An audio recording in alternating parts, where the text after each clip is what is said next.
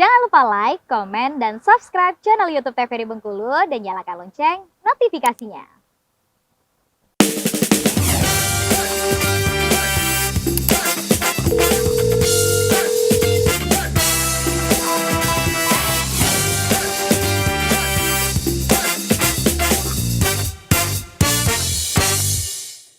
Terima kasih pemirsa, Anda masih setia bersama kami di Dokter Kito. Masih dengan tema yang sama, penyakit alergi makanan. Nah, kami kembali ingatkan, pemirsa di rumah yang mau konsultasi bisa di WhatsApp interaktif kita di 0851 7676 4648.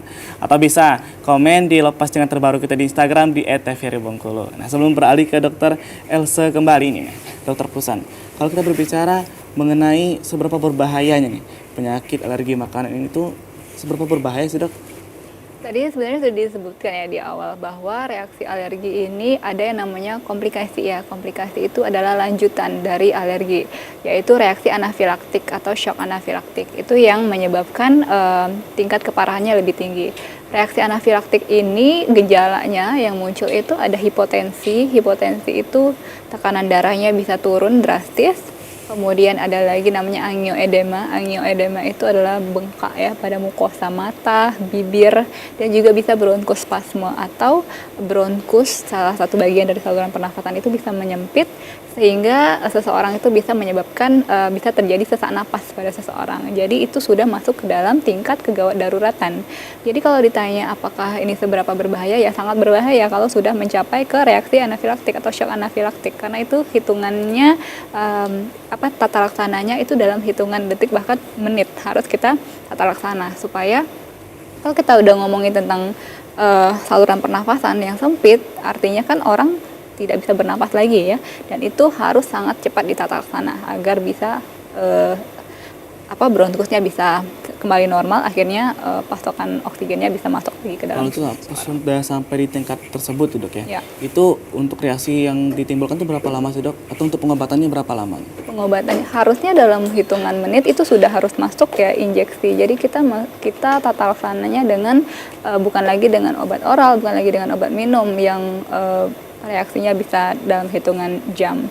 Tapi kita masukin itu adalah obat injeksi yang hitungannya detik bahkan menit. Nah, dokter Elsa lagi.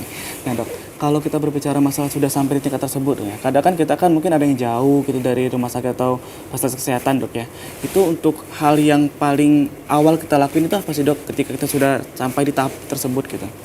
Ya, sebenarnya yang perlu ditekankan kepada masyarakat ya, kalau memang kejadiannya itu jauh dari pelayanan kesehatan, jadi kan rentetan terjadinya gejala reaksi alergi itu kan mulai dari ringan, sedang, berat. Walaupun untuk estimasi dari ringan ke berat itu berapa lama kan kita tidak bisa memastikan secara pasti seperti itu ya. Tetapi kalau memang sesudah memakan sesuatu, minum sesuatu, atau terpapar oleh sesuatu, ada timbul gatal-gatal, apalagi sudah udem atau bengkak di area yang ada mukosa-mukosanya ya, seperti bibir, mata, seperti itu ya, itu sudah yang namanya gejala awal untuk terjadinya reaksi alergi menuju berat, seperti itu. Kalau untuk yang dibicarakan shock anafilaktik, sebenarnya shock anafilaktik itu tidak langsung dianya sesak napas, enggak langsung bronkospasme, enggak langsung angioedema seperti itu ya, tetapi dia pasti akan menimbulkan gejala yang ringan dulu, misalnya merah seluruh tubuh, gatal seluruh tubuh, bengkak di area wajah, bengkak di area yang lain seperti itu ya. Bengkak di area tubuh itu urtikaria atau kaligato itu adalah salah satu bentuk yang bengkak seluruh tubuh juga seperti itu. Kalau memang sudah ada gejala yang awal tadi seperti itu ya, sebaiknya memang sudah menuju ke pelayanan kesehatan terdekat. Karena kalau udah masuk ke fase yang berat seperti dikatakan Dr. Putri, shock anafilaktik. Shock anafilaktik itu kita namanya time is muscle, seperti itu ya kalau orangnya bilangnya. Jadi waktu itu per detiknya adalah nyawa seseorang. Itu memang harus cepat penanganan, Dok ya. Kalau udah masuk ke tingkat yang berat, tidak bisa lagi dibantu dengan obat tablet, obat sirup, nggak bisa lagi. Karena pencernaan obat itu untuk mempengaruhi gejalanya yang berat itu akan sangat memakan waktu yang lama. Sedangkan reaksi alergi itu, misalnya nih ya, ini paru-paru kita nih, bronkusnya udah mau spasme. Dia memakan waktu untuk menyempit itu kita nggak tahu di dalam ini berapa lama. Kita berpacu itu. Kita harus memasukkan obat suntik, obat injek yang pengabsorpsiannya atau pencernaannya langsung ke seluruh tubuh, langsung ke organ targetnya. Oh, berarti memang luar biasa dok ya. Waktu tadi itu memang harus cepat gitu, karena kalau kita biarkan saja memang bisa nyawa taruhan itu dok ya. Betul. Nah, kita kembali ke salin dia dok ya. Oke. Langsung ke slide. Ke slide lagi. Sebelumnya boleh, kayaknya ada yang terlewat deh tadi ya. Ya, sebelumnya ya, kita kembali ke sebelumnya. Sebelumnya. Jadi yang sebelumnya ini. Jadi kalau untuk yang alergi makanan ya, yang perlu ditekankan dia masuknya ke tubuh seseorang itu tidak hanya lewat oral atau lewat mulut ke pencernaan, enggak. Dia bisa lewat hidung ya. Ada orang yang sensitif misalnya alergi udang. Bau udang aja dia udah gatel-gatel, misal seperti itu ya. Jadi dia bisa lewat hidung dengan cara menghirup. Yang kedua melalui oral dengan makan. Yang ketiga dengan paparan saja ya. Kita tahu misalnya ada orang yang megang ikan laut, seperti ya megang udang, langsung gatal-gatal di sininya. Oh, berarti memang nggak hanya dimakan dok ya? Kan selama ini kita tahu kan cuma dimakan saja itu alergi gitu. Tapi ini dihirup saja sudah menimbulkan alergi gitu. Jadi dia ada beberapa cara terjadi alergi itu.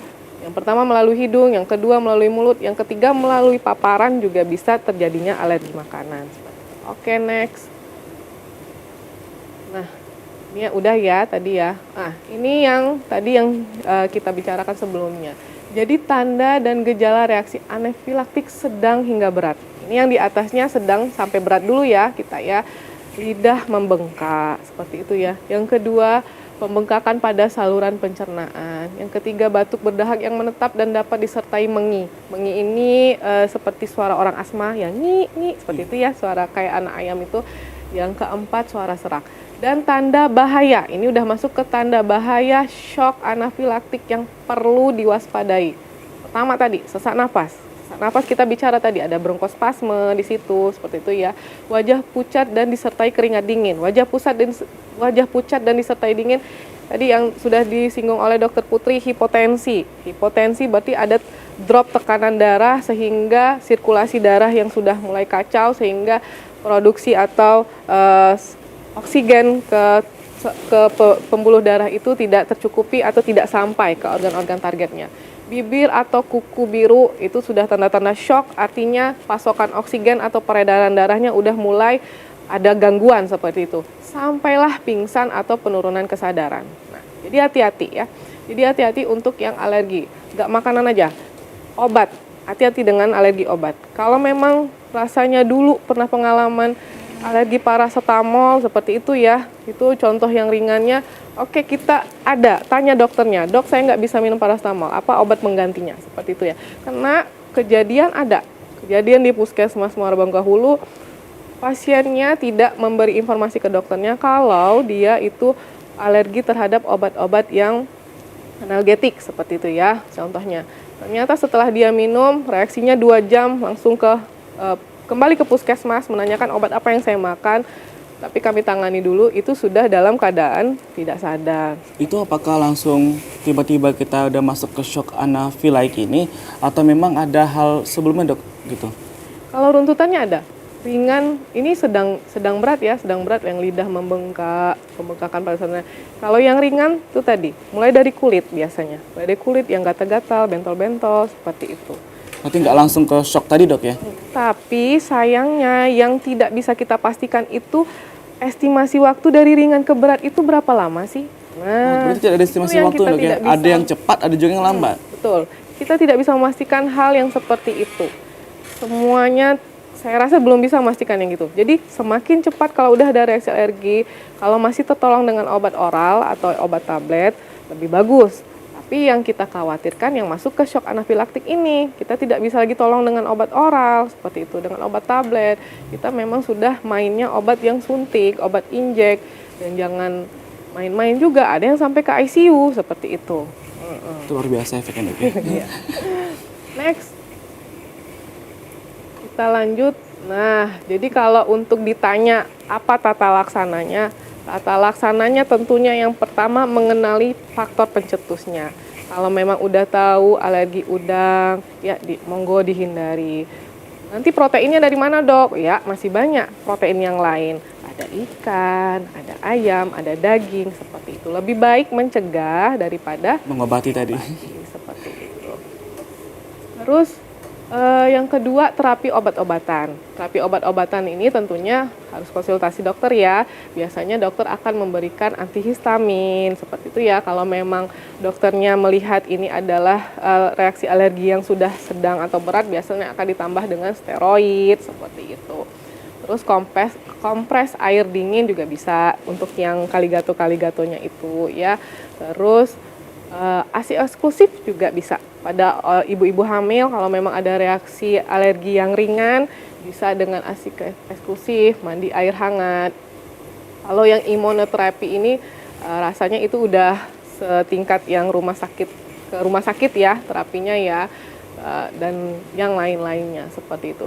Jadi kalau emang udah ada tanda, udah ada pernah alergi si A, si B, lebih baik menghindarinya daripada mengobatinya. Itu sih pesannya. Berarti ada banyak Dok ya cara pengobatan dan metode itu Dok ya. Kita bakal bahas lagi Dok ya. Setelah jeda pariwara berikut ini. Pemirsa di rumah, jangan kemana-mana, tetaplah bersama kami di Dokter Kita.